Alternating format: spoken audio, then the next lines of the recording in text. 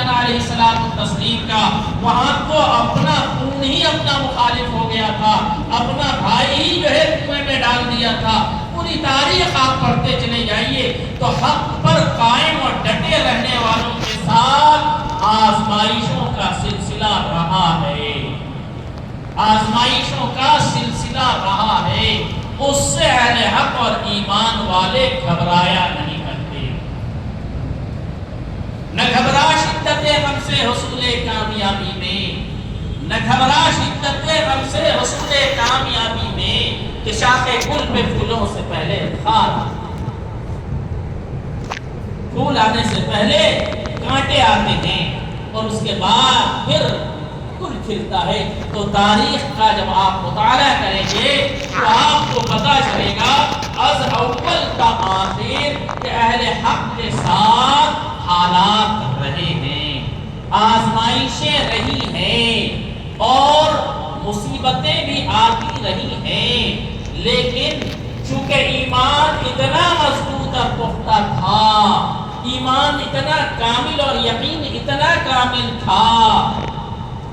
کہ اس کو اپنے ایمان سے متزلزل ایک حرف نہیں کیا جا سکا۔ یہ بھی تاریخ۔ اس لیے ایک بات بہت صاف ستھری کو یہ واضح رکھ لیجئے، کر لیجئے کہ آپ کو ایمان اللہ کی ذات پر کامل رکھنا ہوگا، اور جناب نبی کریم صلی اللہ علیہ وسلم کی سنتوں پر، ہدایتوں پر، روایتوں پر کامل طریقے سے اپنی زندگی میں ڈھالنا ہوگا۔ ایک بات تو بہت صاف اور واضح ہوگی، اس میں کیا آئے گا؟ بزنس مین ہو، تاجر ہو، معاملات سے ان کا تعلق ہو، حالات سے تعلق ہو، گھر محلے پاس پڑوس تمام لوگ سن لیں، اور بہت واضح طور پہ چاہے وہ فٹ پاتھ کے دکاندار ہوں یا دکان کے دکاندار باضابطہ ہوں، کسی طرح کے بزنس مین ہوں، چاہے وہ گلیوں میں پھیریاں کرتے ہوں، یاد رکھیے گا جناب نبی کریم صلی اللہ علیہ وسلم نے جو تعلیم دی ہے وہ تعلیم یہ دی ہے کہ اخلاق کا اعلیٰ نمونے کا مظاہرہ فرمایا، اخلاق کا اعلیٰ نمونے کا مظاہرہ فرمایا ہے، اور یہی تعلیم دی ہے کہ اخلاق اعلیٰ ہوں، کردار اعلیٰ ہوں، زبان صاف ستھری ہو۔ اس لیے اگر ماضی میں ہمارا اخلاق بگڑا تھا، کردار بگڑا تھا، کیریکٹر بگڑے تھے، زبان بگڑی تھی، معاملات درست نہیں تھے، اور ہم نے کسی جگہ پر تجارت کرنے والے، بزنس کرنے والے، معاملات کرنے والے اگر اب تک خود کو حاکم سمجھ بیٹھے تھے اور یہ سمجھتے تھے کہ ہم متزلزل ہونے والے نہیں ہیں، ہم جس رویے کے ساتھ چاہے وہ گراہک ہو، آنے جانے والا ہو، اس کے ساتھ پیش آئیں تو وہ باقی رہے گا، تو یاد رکھیں کہ حالات نے کروٹ ہمارے بدعمالیوں کی وجہ سے لے لی ہے،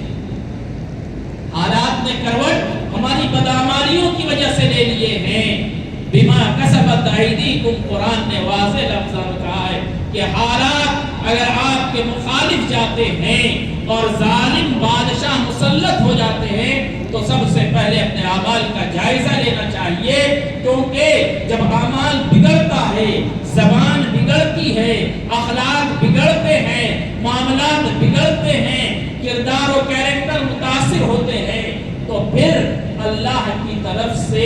ایسے ظالم و جابر حکمراں مسلط کر دیے جاتے ہیں تاکہ سنبھل جاؤ، اس سے پہلے کہ اللہ تعالیٰ کی طرف سے کوئی دردناک عذاب کھلے آنکھوں سے۔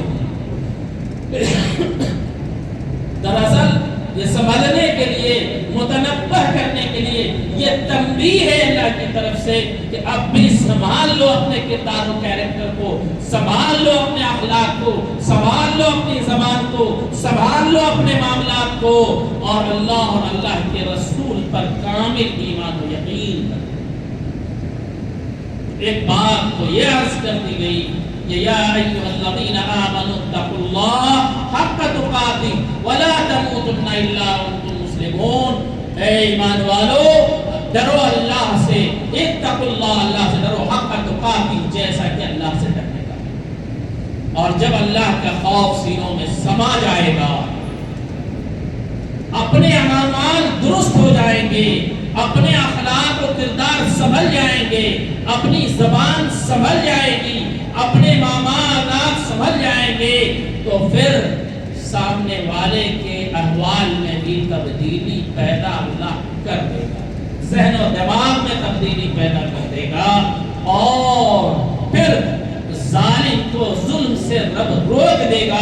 ایسا بھی ہو سکتا ہے کہ ظالم کو ہی مہربان بنا دے،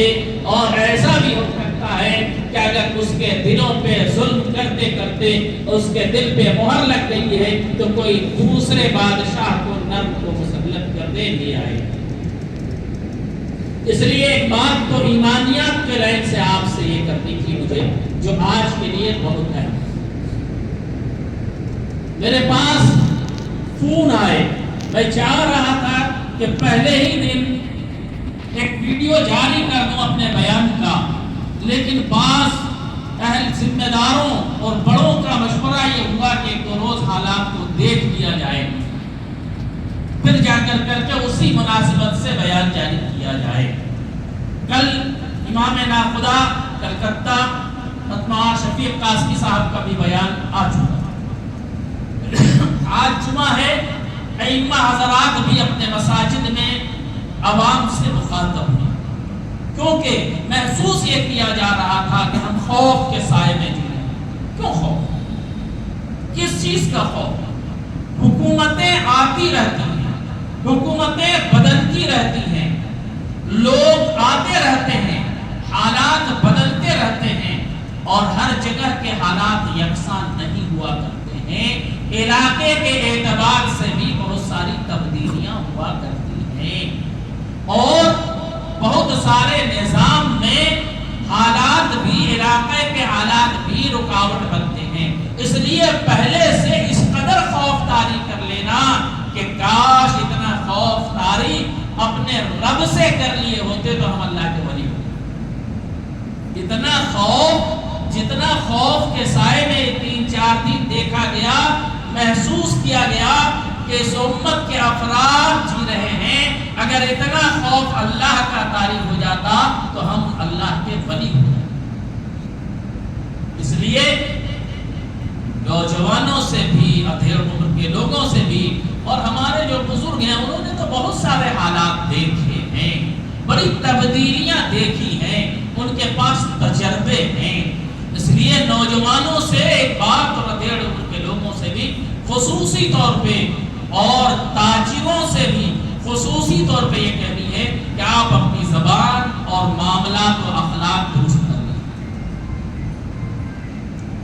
اور اتنا درست کیجیے گا تو اللہ تعالیٰ انشاءاللہ کردار اور کیریکٹر بھی درست فرما دے گا۔ ایک بات۔ دوسری بات یہ عرض کرنی تھی کہ کوئی بھی قدم اپنے بڑوں کے مشورے کے بغیر ہرگز نہ اٹھائیں۔ حالات آئیں تو بڑوں کے مشورے اور ہدایات پر عمل کیجیے۔ جذبات کے روح میں بھڑک کر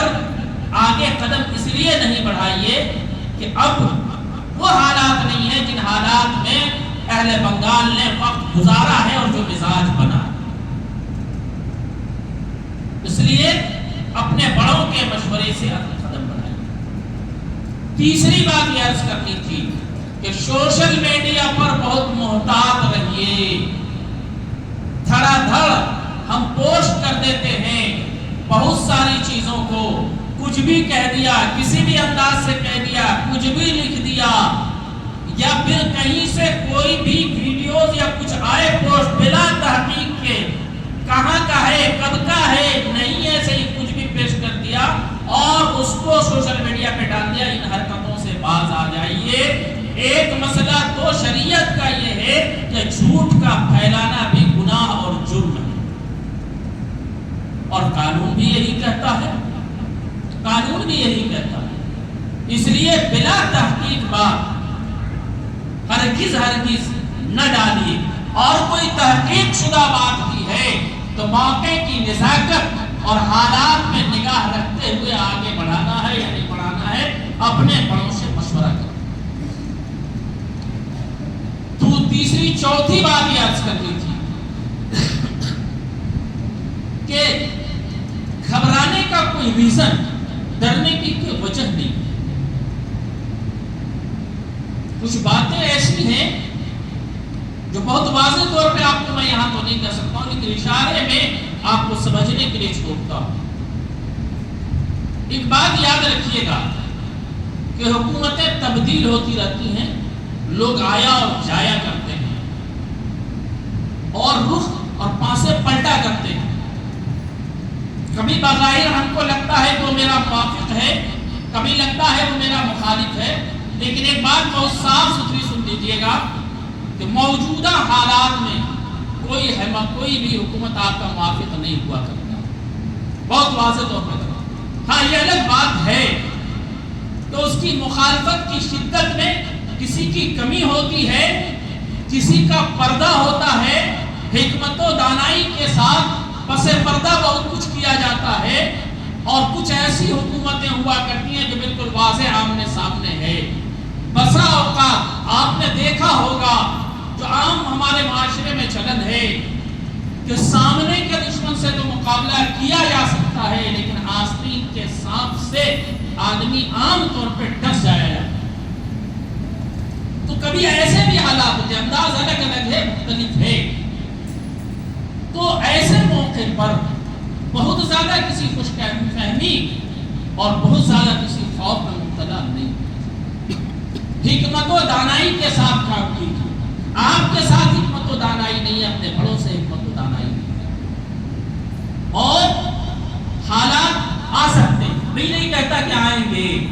یا آ رہے ہیں، نہیں بالکل نہیں کہتا، میں یہ کہتا ہوں حالات آ سکتے ہیں۔ اس حالات کے آنے سے پہلے آپ پریپیئرڈ ہو جائیے، مزاجی طور پہ تیار ہو جائیے، ذہنی طور پہ تیار ہو جائیے کہ حالات جو بھی آئیں گے حکمت و دانائی کے ساتھ ہم حالات کا مقابلہ کریں گے، گھبرا کے دبک کر چارپائی کے نیچے سو نہیں جائیں۔ حکمت و دانائی کے ساتھ قانون ہم کو ہاتھ میں لے کر کوئی کام نہیں کرنا ہے۔ یقیناً آئین کے مطابق حکومتیں چلا کرتی ہیں، آئین ہند پر ان کا چلنا لازم و ضروری ہے، لیکن کوئی آئین ہند سے ہٹتا ہے تو آپ کو اور ہم کو ان کو آئین ہند کا سبق جہاں ایڈمنسٹریشن کو پڑھانا چاہیے، اگر وہ پڑھاتے ہیں ان کی معاونت لے کے، لیکن اگر وہ بھی اس کے خلاف جاتے ہیں تو پھر آئین ہند، قانون ہند، اور جو قانون نے ہم کو، جو دستور نے حق دیا ہے اس کے مطابق دستور کے دائرے میں بھی سبق دیا جا سکتا ہے، اور اگر حالات اس کے بھی مخالف ہوں گے تو پھر حالات جس طرح کے متقاضی ہوں گے اسی اعتبار سے حکمت و دانائی کے ساتھ نمٹنے کے ذہن بھی بنا کر کے رکھنا ہوگا، اور اس کے لیے تیار رہنا ہوگا۔ کائرتا، ڈرپوک اور بزدلی نہیں کرنا۔ ٹھیک ہے، پانچویں بات یہ سن لی، میں پھر دہراتا ہوں اس بات کو جو نے تیسری بات کہی تھی کہ سوشل میڈیا پر محتاط رہے، دھڑا دھڑ پوسٹ مت کیا کیجیے، کوئی بھی مت لکھا کیجیے، یہ پھر میں دوہرا ہوں اور خصوصاً نوجوانوں سے مخاطب ہوں۔ آج ہمارا نوجوان اس میں سے ملتا نہیں، آمد و رفت میں، ٹرینوں میں، بسوں میں، بس اڈوں میں، اسٹیشنوں میں، مختلف جگہوں پہ، خاص کر وہ لوگ جن کے پاس شناخت اور پہچان ہے مذہب اسلام کا، محتاط رہیں، چوکنا رہیں، ہوشیار رہیں، بیدار رہیں، اور ایسا نہیں ہے کہ منہ کا یا چند افراد کا ہم شکار خاموشی کے ساتھ ہو جائیں۔ اللہ نے بھی، شریعت نے بھی دفاع کا قانون دیا ہے، اور اس ملک نے بھی دیا ہے کہ جب آپ کے جان کے لالے پڑ جائیں تو آپ کو پورے طور پر اپنے دفاع کا حق ہے، اور جو اللہ نے آپ کے پاس صلاحیت دی ہے اس صلاحیت کے مطابق ڈیفینس اور دفاع کیجئے۔ یہ ملک کا قانون بھی اجازت دیتا ہے، ہمارا شریعت اور ہمارا، ہم ظلم نہیں کریں گے لیکن ظلم سہنے کی بھی اجازت نہیں۔ یہ پانچویں بات تھی، اور آخر میں وقت ہو گیا۔ بات ختم کرتے ہوئے قرآن کی اس آیت کی طرف، لا تہنوا ولا تحزنوا وانتم الاعلون ان کنتم مؤمنین، تو بے غمگین اور فکر مند ہونے کی ضرورت قطعاً نہیں۔ یہ ہم نہیں کہہ رہے ہیں، قرآن کہہ رہا ہے۔ اللہ کہہ رہا ہے پیارے بندی جناب محمد رسول اللہ صلی اللہ علیہ وسلم اور صحابہ کا درس اور آپ کا کردار، آپ کا عمل، آپ کا سبق، آپ کا سنت، آپ کا طریقہ یہ دے رہا ہے لا تہنوا ولا تحزنوا وانتم الاعلون ان کنتم مؤمنین، تمہیں غمگین اور فکر مند ہونے کی قطعاً ضرورت نہیں ہے، بالکل غمگین مت ہو، بالکل فکر مند نہیں ہو، حالات جتنے مخالف ہو جائیں حکمت و دانائی کو سامنے رکھو اور اپنے بڑوں کے ساتھ مشورے کے ساتھ آگے بڑھو، اور ساتھ ساتھ اس کا بھی خیال رکھو کہ کہیں بھی ہم جو ہمارا ملکی قانون ہے اس کو ہاتھ میں اس وقت تک نہ لیں جب تک کے لیے ہم کو مجبور نہ کریں۔ لا تہنوا ولا تحزنوا وانتم الاعلون ان کنتم مؤمنین، تمہیں غمگین اور فکر مند ہونے کی قطعاً ضرورت نہیں ہے۔ کب نہیں ہے؟ کن حالات میں نہیں ہے؟ کیسے نہیں ہے؟ ان کنتم مؤمنین، اگر تم مومن ہو، اگر تم مومنین سے ہو جاؤ تو حالات سے گھبرانے کی ضرورت نہیں ہے۔ اگر گھبراہٹ دل میں پیدا ہوتی ہے، ڈر اور خوف دل میں پیدا ہوتا ہے، تو آپ سمجھ لیجئے گا کہ جتنا اللہ کے سوا باطل کا خوف دلوں میں سماتا ہے، ایمان اتنا کمزور ہے، ایمان اتنا کمزور ہے۔ اس لیے اپنے ایمان کو مضبوط و مستحکم کیجئے، خدا کی قسم اللہ کے سوا کسی کا خوف اس دل میں نہیں سمائے گا۔ منبر رسول سے بیٹھ کر شرط یہ ہے کہ مومن ہو جاؤ۔ اگر مومنانہ کردار و صفت، مومنانہ کیریکٹر، مومنانہ شان، مومنانہ اخلاق، مومنانہ زبان، مومنانہ انداز، مومنانہ زندگی، اگر یہ صفتیں پیدا نہیں ہو سکی تو یقیناً اللہ کے علاوہ باطل کا خوف دل میں رہے گا اور زندگی پر ڈرتے رہو گے، بزدل و قائل رہو گے، اور کبھی بھی سامنے والے کا مقابلہ حکمت و دانائی کے ساتھ نہیں کر سکو گے۔ اس لیے خدا کے واسطے ان چیزوں کو آج کہنا ضروری سمجھ رہا تھا، 2-4 منٹ شاید آپ کا میں نے زائد لے لیا، اس کے لیے میں معذرت خواہ ہوں۔ آج لازم و ضروری تھا کہ ڈر اور خوف کی دنیا سے آپ کو نکالا جائے، حکمت و دانائی کا درس دیا جائے، ایمان کی مضبوطی، اخلاق کی درستگی، صحیح سوچ و فکر اور اللہ اور اللہ کے رسول کی سنت کے طرف آپ کو راغب کیا جائے اور بتایا جائے۔ آج میں نے بحیثیت عالم کے، ایک ذمہ دار شہری کے، میں نے آپ کو یہ سبق آج سنا دیا، یہ ذکر کر دیا۔ اپنی ذمہ داری اللہ کے یہاں اور دنیا میں بھی میں نے ادا کر دی ہے۔ آپ گواہ رہیے گا کہ کل اللہ رب العزت پوچھے گا کہ جب امت خوف کے سائے میں جی رہی تھی اور ڈر کے بارے امت کے حالات دیگر کو تھے، وہ سوچ میں اس کو نہیں آ رہا تھا کہ آگے کی زندگی کیسے بسر کی جائے گی، تو اس وقت ایک آدمی جس کو آپ نے کاندھے پہ، جن علماء کو جو وارث انبیاء ہے ذمہ داری دی، تو انہوں نے اپنے ذمہ داری کو ادا کیا۔ اور چلتے چلاتے بہت تازہ بات جو ابھی سامنے تہوار ہے، اس سلسلے میں بھی اب خوف میں مبتلا ہے، کیا ہوگا؟ یاد رکھیے گا، ابھی چونکہ گورنمنٹ خود بنی نہیں ہے، اب تک کوئی نظام آیا نہیں ہے، اس لیے کوئی کچھ کہتا ہے، افواہوں پر کسی معاملے میں دھیان نہیں دیجیے گا۔ افواہیں بہت کچھ پھیلائی جا رہی، فلانوا نے ایسا کر دیا، وہاں بند ہو گیا، یہاں روک دیا، فلاں کام روک دیا، ایسا ابھی کچھ نہیں ہے۔ سب لوگ جانتے ہیں جو اہل علم ہیں اور قانون سے واقف ہیں کہ جب تک حکومت بن نہیں جاتی ہے اور کوئی چیز ضابطے سے چل رہی ہے، جب تک ضابطہ بنا نہیں دیا جاتا تب تک کچھ نہیں ہوتا ہے۔ ان باتوں پر دھیان نہیں دیجیے گا، البتہ آپ حکمت و دانائی کے ساتھ کام کیجیے گا۔ وآخر دعوانا الحمدللہ رب العالمین۔